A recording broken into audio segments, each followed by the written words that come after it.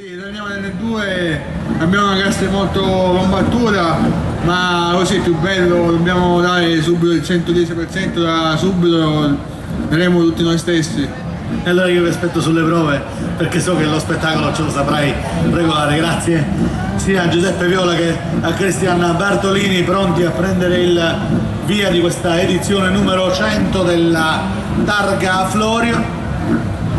La gara, non ci stancheremo mai di dirlo, più antica del mondo,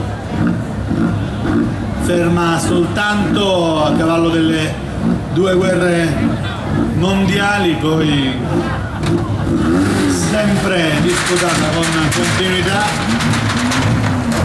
Bastò intorno alla fine degli anni 40, belli.